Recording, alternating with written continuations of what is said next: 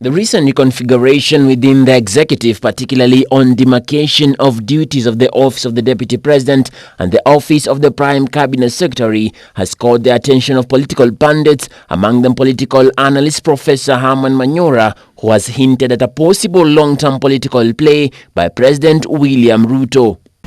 Sibling rivalry is normal in politics. When you create a position of Prime Minister and a position of Deputy President, certainly there's going to be some little friction between the Deputy President and the Prime Minister. Manyora notes no novelty in reports of a possible Cold War between Ruto's Deputy Rigathi Gachagua and the Prime Cabinet Secretary Musalia Mudavadi over their roles, reeling back to the friction in former governments and most recently between Ruto in the previous administration and former Interior CS Fred Matiang'i in his tenure as Deputy President, noting it a factor that the President is alive to due to his clear delineation to counter any collision.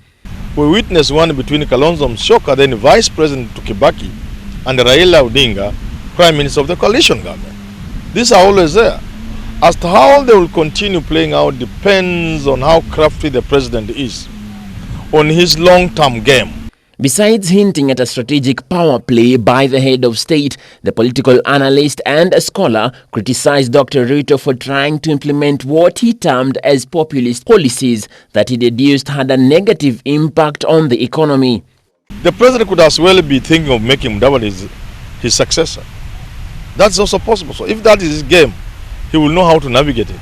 But if he doesn't want to do to Rigathi Gachagua what Uhuru did to him, then he will stick with Rigathi Gachagua.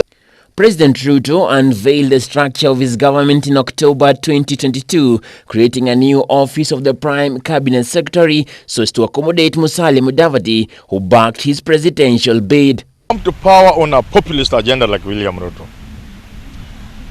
Dissolution sets in very fast because you fire the expectation and the imagination of the people. You make them expect heaven.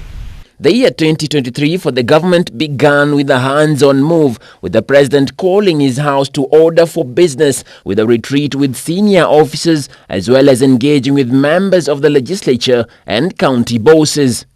Emmanuel Kutosi, Ebru TV.